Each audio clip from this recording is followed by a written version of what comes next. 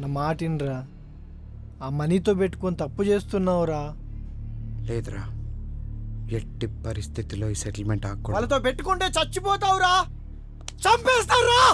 నాకు వేరే దిక్కు లేదు.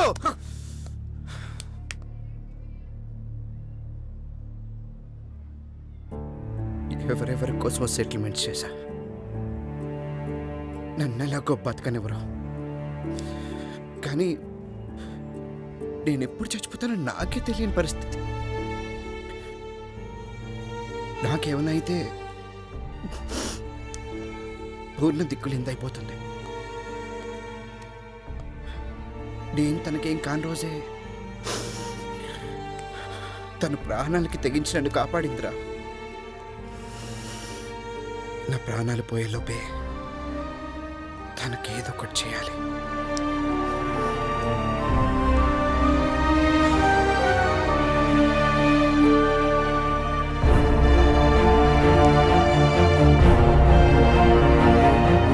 ఎట్టి పరిస్థితుల్లో ఈ సెటిల్మెంట్ ఆగకూడదు.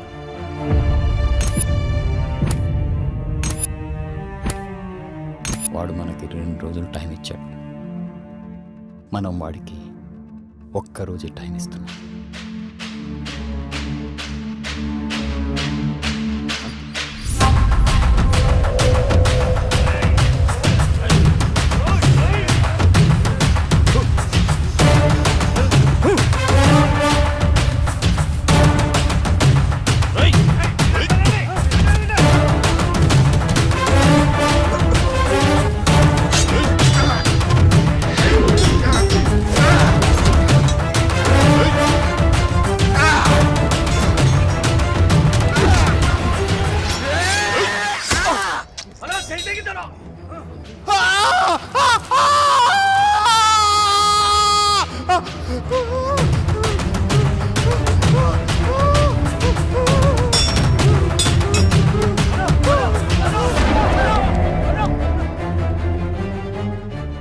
నేను బైక్ మీద వెళ్తున్నాను సార్. వెనక నుంచి ఒక ఆటో వాడు స్పీడ్గా వచ్చి గుద్దాడు. నేను బండితో సహా కింద పడిపోయాను. పైకి లేచి వాడి మీద సీరియస్ అయ్యాను. వాడు నాతో కలపడ్డాడు. ఈలోపు ఆటోలోంచి ఇంకొకడు కత్తి తీసి నా చెయ్యి నరికేశాడు. అంతవరకే నాకు గుర్తుంది సార్. అంతేనా? అంతేనా మణి? అదే రాసుకుంటాం. ముదురుతున్న ముఠా కక్షలు, సిటీలో రౌడీ షీటర్లు, మనీ లారాల మధ్య గ్యాంగ్ వార్ రాజుకుంటుంది. దీంట్లో పొలిటికల్ ఇన్వాల్వ్మెంట్ కూడా ఉన్నట్టు తెలుస్తుంది. అదే నిజమైతే పెద్ద ఎత్తున గ్రూప్ హత్యలు జరిగే అవకాశం ఉందని తెలుస్తుంది. సిటీలో రౌడీస్ అని సిన్సియర్ గా కంట్రోల్ చేస్తున్న ఏసీపీ రాజేంద్ర దీనిపై ఎలాంటి చర్య తీసుకుంటాడోనని అందరూ ఆసక్తిగా ఎదురు చూస్తున్నారు.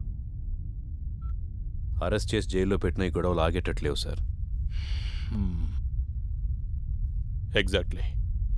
అందుకే ఇద్దరిలో ఎవరిని అరెస్ట్ చేయొద్దు. ఇద్దరిలో ఎవరు దొరికితే వాడిని ఎన్కౌంటర్ చేసేసాయి. దాంతో మిగతా వాడి దారికి వస్తారు. నిజమైన చట్టం మీద జనానికి నమ్మకం లేనప్పుడు జనానికి తెలిసిన చట్టాన్ని అప్పుడప్పుడు చూపించాలి. లేదంటే పబ్లిక్ సఫర్ అవుతారు. Okay sir. మావా, ఎక్కడికి వెళ్ళావురా నువ్వు? 2 రోజుల నుంచి పూర్ణాయం తినట్లేదు. చంపేద్దాం అనుకుంటున్నావు అమ్మాయిని? అది కాదురా, పోలీసులు నా ఫోన్ ట్యాప్ చేస్తున్నారు, అందుకే స్విచ్ ఆఫ్ చేశాను. ముందు ఫోన్ పూర్ణకి ఇవ్వు. హలో లారా, నీకేం కాలేదు కదా? నాకేం కాలేదు, నువ్వేం భయపడద్దు. నన్ను కూడా నీతో పాటు తీసుకెళ్ళిపో, లేదంటే నేను ఇక్కడే చచ్చిపోతా. పూర్ణ, ఎల్లుండి హోలీ పండుగ, ఆ రోజు వస్తాను. నువ్వు రావు. నాకు రావనే మొత్తం చెప్పాడు. ఏం చెప్పాడు? నా కోసమే డబ్బు కూడా పెడుతున్నావు. నువ్వు లేని డబ్బు నాకొద్దు, నన్ను నీతో తీసుకెళ్ళిపో. పూర్ణ, ఏడవద్దు. ఏడవకు పూర్ణ. హోలీ పండుగ రోజు ఖచ్చితంగా వస్తాను. నీ కోసమే వస్తాను, సరేనా?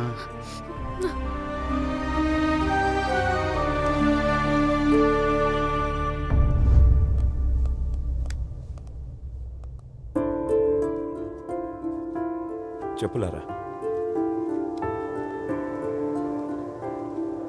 పరిస్థితి నీకు తెలిసిందే కదన్నా. ఈ టైంలో ఏదన్నా పొలిటీషియన్ సపోర్ట్ ఉంటే. ఈ టైంలో పొలిటికల్ సపోర్ట్ అంటే చాలా కష్టం.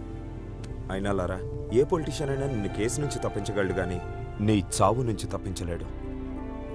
జైల్లో సాధువుని చూసావుగా, పగంటే అలా ఉంటుంది. మద్దెల చెరువు సూరి, మొద్దు సీను, పరిటాల రవి వీళ్ళని ఏ పొలిటీషియన్ అయినా కాపాడగలిగాడా? ఎందుకంటే వాళ్ళ ఈ పాలిటిక్స్ కాదు, కక్షలు. ఈ పొలిటీషియన్స్ మీద పబ్లిక్ ప్రెషర్ పడిందనుకో, ఈ లారా ఎవడో మాకు తెలియదంటారు.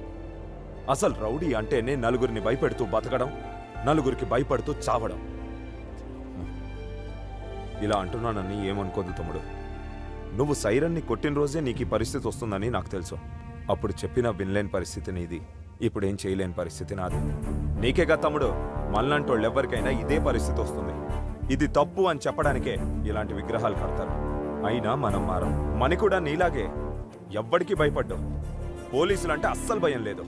అందుకే ఎమ్మెల్యే ప్లాన్ చేసి మరీ నీ మీదికి పంపాడు. చూడు తమ్ముడు, నా మాటిని డైరెక్ట్గా మణితో కాంప్రమైజ్ చేసుకో. ఎవ్వరిని నమ్మద్దో, నన్ను కూడా. జాగ్రత్త తమ్ముడు, వస్తా.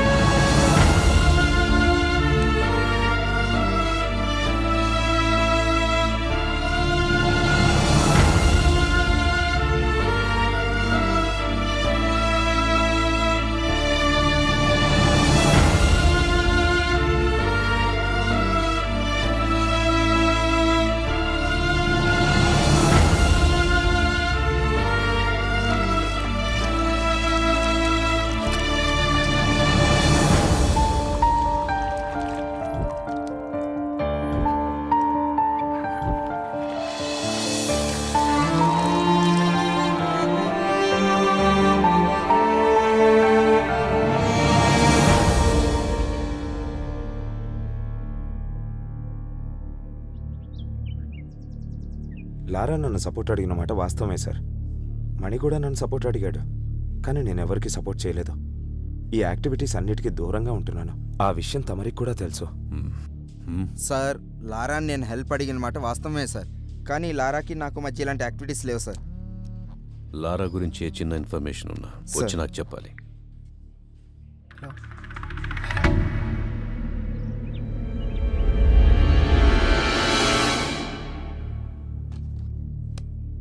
సార్, లారా ఫోన్ ట్రాప్ అవుతుంది సార్. అది లారా సార్, ఇది రవి సార్, మన ఆఫీస్ నుంచి మాట్లాడుతున్నాడు సార్.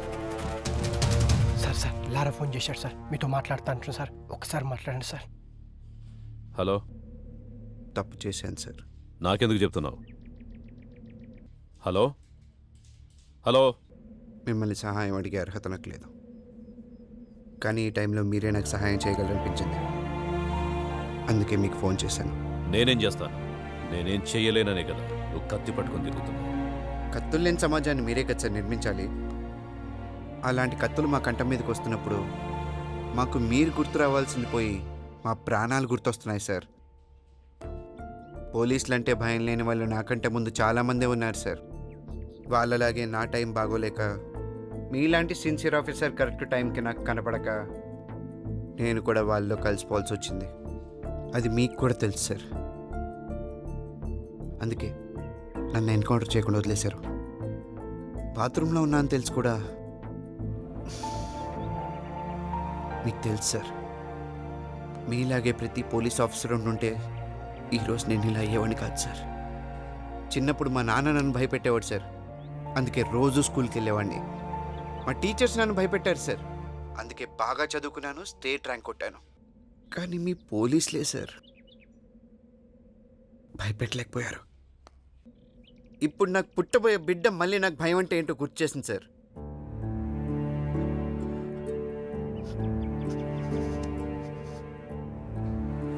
మా నాన్నకి మంచి కొడుకునయ్యాను, మా టీచర్స్కి మంచి స్టూడెంట్ అయ్యాను,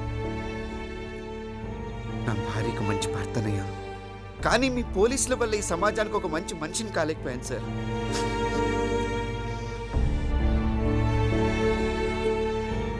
మంచికి చెడుకి తేడా తెలియలేదు సార్. అందువల్లే మిమ్మల్ని కూడా నమ్మలేకపోయాను. ఈరోజు చావంచి నిలబడ్డాను. చస్తానని తెలిసి కనీసం నా భార్యనైనా బ్రతికించుకుందామని చేసిన తప్పు సార్ ఇది.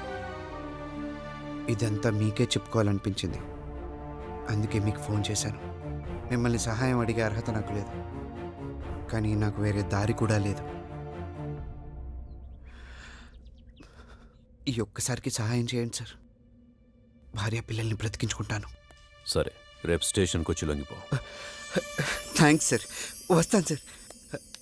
కానీ ఇప్పుడు కాదు సార్. మనీ మనుషులు నన్ను చంపడానికి తిరుగుతున్నారు. మీ పోలీసులు కూడా వాళ్ళ మనుషులు ఉన్నారు సార్. లాకప్లోనైనా చంపేస్తారు. మీరు జైలుకి పంపిస్తే అక్కడ కూడా బ్రతుకుతానని గ్యారంటీ లేదు సార్. సరే, ఇప్పుడు ఏం చేయమంటావు? సార్, మీరు మనీని ఒప్పించి 4 రోజులు నన్ను చంపకుండా ఆపండి సార్. ఇంతలోగా నాకు ఒక బిడ్డ పుడుతుంది. అప్పుడు ఆ బిడ్డను తీసుకెళ్ళి మనీ కాళ్ళ దగ్గర పెట్టి నాకు బ్రతుకునివ్వమని అడుగుతాను. చావమంటాడో లేక బ్రతకమంటాడో అతని ఇష్టం. అప్పటిదాకా నన్ను బ్రతికించండి సార్, ప్లీజ్. ఓకే, ట్రై చేస్తాను. Thank you sir.